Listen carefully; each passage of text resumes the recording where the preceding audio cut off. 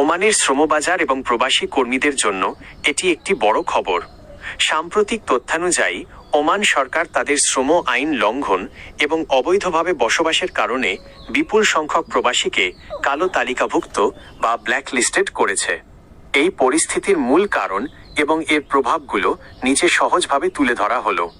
কেন এই বিশাল সংখ্যক প্রবাসী কালো তালিকায়? ওমান সরকারের শ্রম মন্ত্রণালয়, মিনিস্ট্রি অফ লেবার এবং রয়্যাল ওমান পুলিশ সাধারণত নিচের কারণগুলোতে প্রবাসীদের কালো তালিকাভুক্ত করে: অবৈধ বসবাস, ভিসার মেয়াদ শেষ হওয়ার পরও ওমানে অবস্থান করা; পলাতক রিপোর্ট, অ্যাবসকন্ডিং, নিয়োগকর্তার কফিল অনুমতি ছাড়া কর্মস্থল ত্যাগ করা এবং কফিল কর্তৃক রিপোর্ট করা; মুক্ত ভিসা বা ফ্রি ভিসা, নির্দিষ্ট স্পন্সরের অধীনে কাজ না করে বাইরে অন্য কোথাও কাজ করা; শ্রম আইন লঙ্ঘন, ওমানের নির্ধারিত পেশার বাইরে অন্য কাজ করা, যেমন ওমানিকরণ বা ওমানাইজেশন পলিসির অন্তর্ভুক্ত পেশায় কাজ করা। কালো তালিকায় থাকার ফলাফল: কেউ কালো তালিকায় নাম লেখানোর অর্থ হল ওমানের শ্রম বাজারে তার জন্য বড় ধরনের জটিলতা তৈরি হওয়া। 1. জরিমানা: অবৈধভাবে অবস্থানের জন্য প্রতিদিনের হিসেবে মোটা অঙ্কের জরিমানা গুনতে হয়। 2.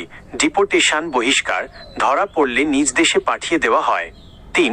আজীবন নিষেধাজ্ঞা: অনেক ক্ষেত্রে কালো তালিকায় থাকা ব্যক্তিরা ওমানে বা অন্যান্য জিসিসি দেশে প্রবেশের ক্ষেত্রে আজীবনের জন্য নিষিদ্ধ হতে পারেন। 4. আইনি বাধা: বৈধভাবে কাজ খোঁজা বা ভিসা নবায়ন করার কোনো সুযোগ থাকে না। বর্তমানে ওমান সরকারের অবস্থান: ওমান সরকার বর্তমানে তাদের শ্রম বাজারকে সুশৃঙ্খল করতে এবং স্থানীয়দের কর্মসংস্থান ওমানাইজেশন নিশ্চিত করতে কড়াকড়ি আরোপ করছে। তবে মাঝে মাঝে তারা সাধারণ ক্ষমা জেনারেল অ্যামনেস্টি ঘোষণা করে, যার মাধ্যমে প্রবাসীরা জরিমানা ছাড়াই বা নামমাত্র জরিমানায় নিজ দেশে ফেরার সুযোগ পান। সতর্কতা: ওমানে বসবাসরত প্রবাসী ভাই বোনদের উচিত সবসময় তাদের ভিসার মেয়াদ যাচাই করা এবং কোনো সমস্যা থাকলে দ্রুত সংশ্লিষ্ট দূতাবাস বা আইনি সহায়তাকারীদের সাথে যোগাযোগ করা।